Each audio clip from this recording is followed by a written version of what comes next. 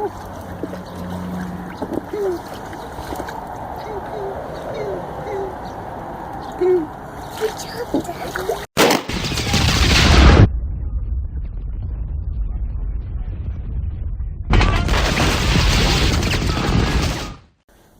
guys, thanks for coming back to the chopping block. As promised, I'll do the full review on the Shield CQS. Now, if you've been watching my channel for long, you know that I don't really do reviews so much as I do testing. So, to that end, I did the most that I could really do to this before it was time to send it back to the manufacturer, which is, now it's time to send it back. So, I took it out on a hunt. And I wish I could blame the site for not getting an animal, but I can't. It turns out, I didn't actually get a javelina, and you may have seen that video. I'll put a link in the description if you care. But I knocked it around all over the desert, and it did come off a 0. Now, that's probably not so much the site's fault as it is the mount that comes with it. This mount is a sort of glass-filled polymer. It's kind of cheap. It's a glass-filled polymer, so, as plastics go, it's a great plastic, but it's a plastic mount. I think what happened is that the plastic itself just compresses a little bit, and the screws lose a little bit of tension, and when that happens, the sight comes off 0. That said, most sights don't come with a mount at all, so, this does give you some mounting options out of the box, and I guess that's kind of a good thing, but the fact is the screws came loose while I was out there knocking it around. Again, not a fault of the sight so much as the mount. If you do get one of these, it's probably a good idea to put some Loctite on those screws, or better yet, buy a higher quality mount like a LaRue or whatnot. This sight does have a lot of things going for it. I put it in my rain barrel.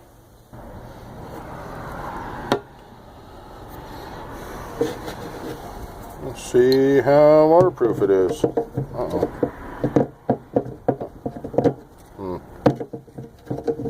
There we go.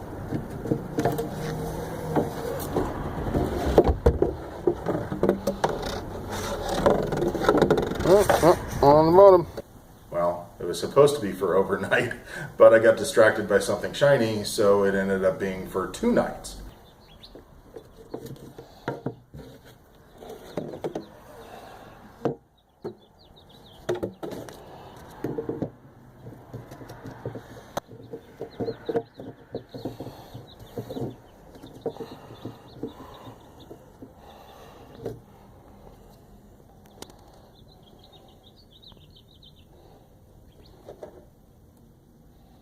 Well,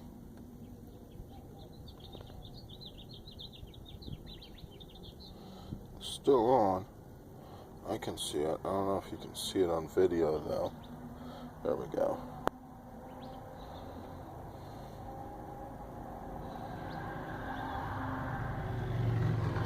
Yeah, it's waterproof. It came out, it was still running. Now, I'd like to give you some video or some pictures of the view through the reticle, but that's not so easy to do. You have to understand that what you're seeing in the video looks very pale and washed out compared to how it looks in real life. Also, the video shows a lot of really noticeable strobing, and this reticle does strobe, but not like that. It's not nearly as noticeable. So, the good things about this sight is that the case is very thick, and it looks to be ridiculously robust and sturdy. That does make it a little heavier than some of the other mini red dots, but it's still a really small sight, so it's not terrible. Now, one of the positives about this is the battery cover on the right side here. Instead of a lot of these mini red dots put the battery underneath the sight, so you have to take the sight off to change the battery. I like the size of the reticle. It is just big enough to pick up really well with your eye, while it's also small enough to be pretty precise with.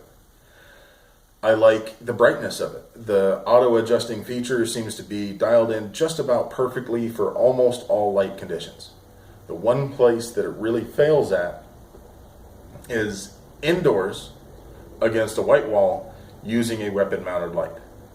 Now that is a very difficult condition, but the fact is it washes out completely and you cannot see it. One thing that's also normally very difficult for these auto-adjusting red dot sights to do is to shoot from inside in fairly dim conditions to out in brightly sunlit conditions, and it can do that really, really well. Again, back to the negative side, this adjustment screw has a notch in it that's much wider than it really needs to be. A coin or a case room will fit in there, but there's a lot of room and it's easy to kind of skip as you're trying to adjust the windage or elevation.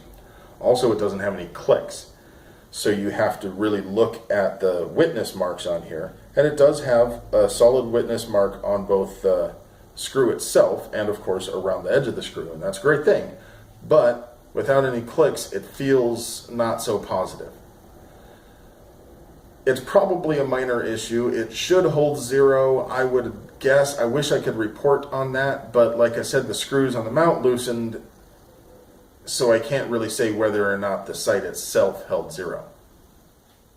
Okay, so it's robust. It seems to be pretty well built. It's very thick and ought to be pretty tough. It's waterproof. It does a lot of things really, really well. And for the price point, I think it's a pretty decent deal. I mean, if you were looking for a sight in the $200 to $300 range, I think this is a really good choice for a mid-range sight.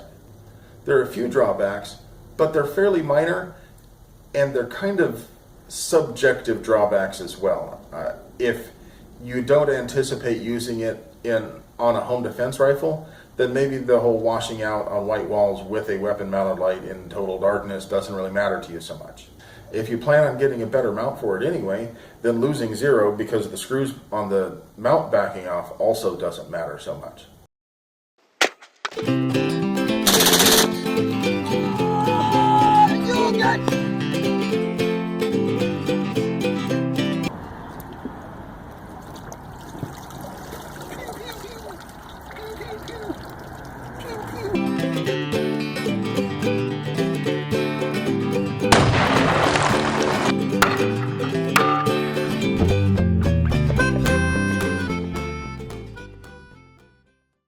Now it's also got a lot of other things that are going for it.